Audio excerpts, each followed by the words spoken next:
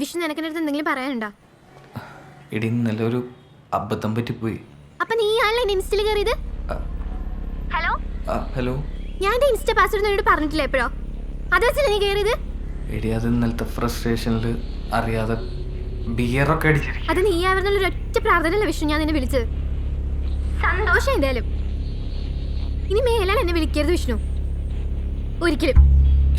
Shilpa sorry please. അറി ഭൂലോക വൃത്തിയോടനുസരിച്ചിട്ട് sorry.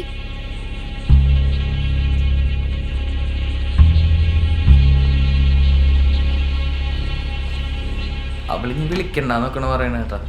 എൻ്റെ അമ്മോ, നീ അവളുടെ ഇൻസ്റ്റയിൽ കയറി നോക്കിയാണ് അവൾ ഇത്രയും ഷോടുന്നത്. അവളെ വർത്താനം കേട്ടതോ നീ അവൾ ആർക്കെങ്കിലും മെസ്സേജ് അയച്ചു തന്നു? അനീഷേട്ടാ, എനിക്ക് അങ്ങനെ ഒരു അബദ്ധം പറ്റി. ഞാൻ ഒരാൾക്ക് മെസ്സേജ് അയച്ചു. നീ തെറിയൊന്നല്ല അയച്ചത് ചേട്ടാ. അത് പിന്നെ ആണോ?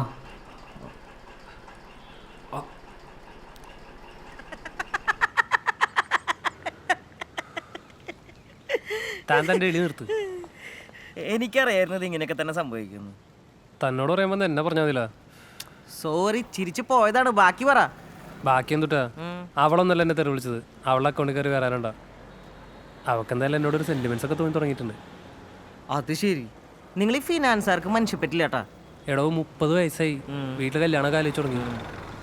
അതിനവളുടെ ആ തന്തപ്പിടി സമ്മതിക്കോ? അയാൾ അമ്മയ്ക്കേണ്ട എന്താ? അയാൾ ഈ പെട്ടിക്കട ചെയർമാനാണെങ്കിലേ ഞാൻ സി ആണ്, ചാർട്ടഡ് അക്കൗണ്ടന്റ്. പറവൂരിൽ നിന്നുള്ള നല്ല അന്തസ് തറവാടിനെ മോൾക്ക് കെട്ടിച്ചു കൊടുത്താൽ എന്തി പുളിക്കൂ? വരുത്തന്മാരാണ്, കാശേ ഉള്ളൂ, സ്റ്റാൻഡേർഡ് ഇല്ല. ഇനി അവളുടെ മനസ്സിൽ വേറെ വല്ലവരും ഉണ്ടാ? എന്താ എനിക്കറിയില്ല, ഞാൻ ചോദിച്ചാണ്. പേടിപ്പിക്കല്ലേ?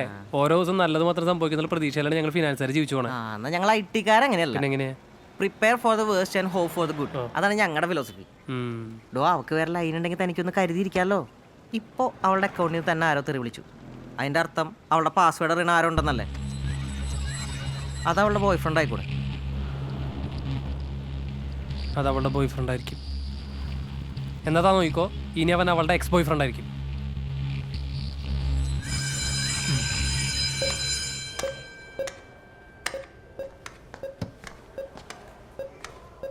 എന്താ നെറ്റില്ലേ?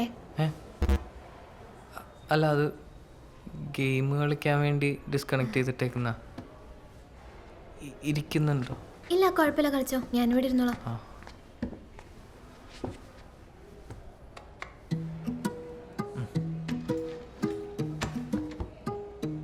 എന്നെ മനസ്സിലായോ? നമ്മളൊരു ക്ലാസ്സിലാണ് പഠിക്കണേ. ആ, എനിക്കറിയാം. ശില്പല്ലേ? വിഷ്ണു ഫ്രഷേഴ്സ് ഡേക്ക് മാർഗം കളി കളിക്കണ്ടല്ലേ? മാർഗം കളിയാ? ഇല്ല, ഇതാര് പറഞ്ഞത്? ജസ്വിൻ പറഞ്ഞല്ലോ. ഞാൻ കൊടുത്തിട്ടൊന്നുമില്ല, ഞാനന്ന് വരുമൊന്നുമില്ല അതിന്. അയ്യോ, അത് ചിലപ്പോൾ പ്രശ്നമാവാൻ ചാൻസ് ഉണ്ട് കേട്ടോ, സീനിയേഴ്സ് അറിഞ്ഞാ. എന്താ? അല്ല, എന്നോട് ബ്രേക്ക് ഡാൻസ് കളിക്കണ പറഞ്ഞേക്കണേ. ഞാൻ എന്തായാലും കളിക്കുന്നുണ്ട്. വിഷ്ണു എന്തായാലും ഒരു മാർഗം കളി കണ്ട് പഠിച്ചോ, ചിലപ്പോൾ സീനിയേഴ്സ് അറിഞ്ഞാൽ പ്രശ്നമാവും.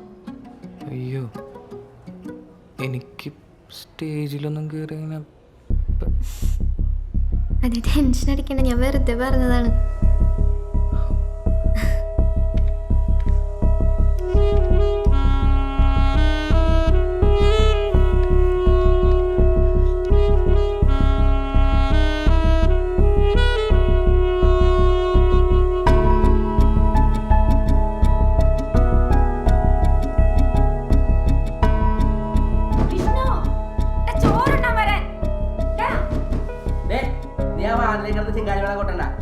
കഴിച്ചേ അഞ്ച് വില കുന്തപ്പച്ചോട്ട് ചിക്കനായിരിക്കും എന്ന് കാണുന്ന അറിയില്ല.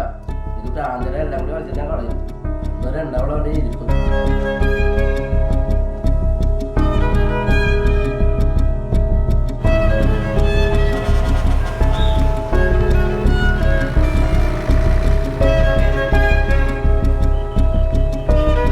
ചേട്ടാ, ഈ റോയൽ പെരിയാടിന്റെ ഹെഡ് ഓഫീസ് ബൈപ്പാസിന്റെ അടുത്തുള്ളതാണോ? അത് തന്നെയാണെന്നാ തോന്നണേ.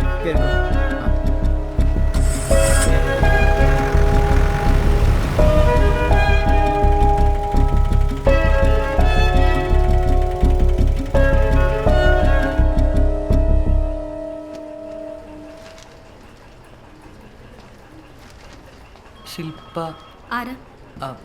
ക്ലാസ്മേറ്റാണ്. റൈറ്റ് സൈഡിൽ കാണുന്ന ക്യാബിൻ. അവിടെയോ? ആ. താങ്ക്സ്.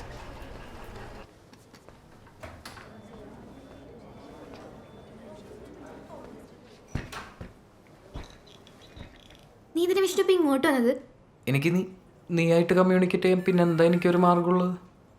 എന്നെ എല്ലായിടത്തും ബ്ലോക്ക് ചെയ്ത് വെച്ചേക്കല്ലേ. ചെയ്തത് തെറ്റായിപ്പോയെന്ന് എനിക്കറിയാം. നേരിട്ട് കണ്ടൊരു സോറി പറയാൻ വേണ്ടി വന്നതാണ്.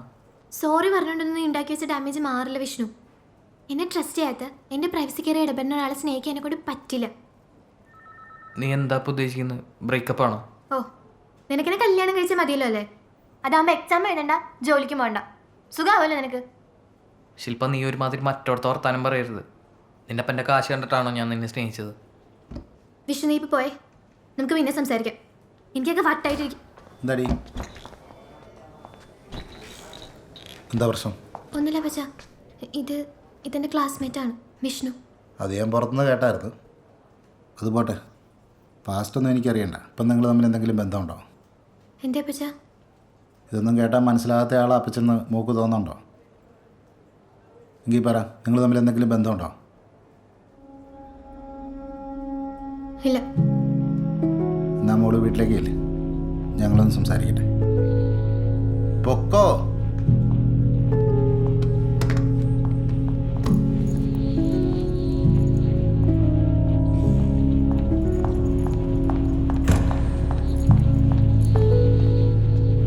ഇരിക്കെ.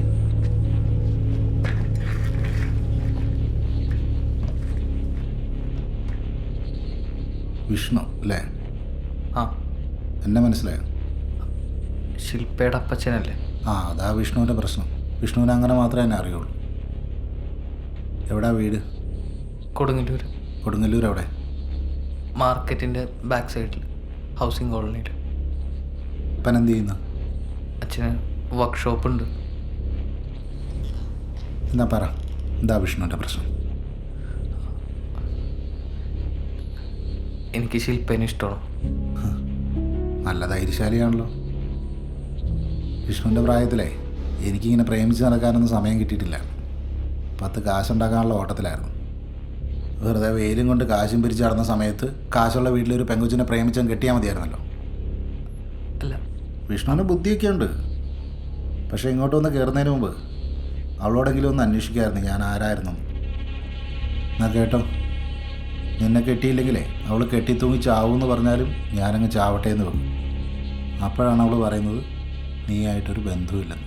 അല്ല, അത് അവൾ ദേഷ്യത്തിൻ്റെ പുറത്ത് പറഞ്ഞ. അവൾക്ക് ശരിക്കും എന്നെ ഇഷ്ടമാണ്. സാറിൻ്റെ ഈ കാശൊന്നും കണ്ടിട്ടൊന്നുമില്ല. ഇനിയിപ്പോൾ സാറിൻ്റെ സമ്മതം ഇല്ലെങ്കിലും അവൾക്ക് ഇഷ്ടമാണെങ്കിൽ ഞാൻ അവളെ തന്നെ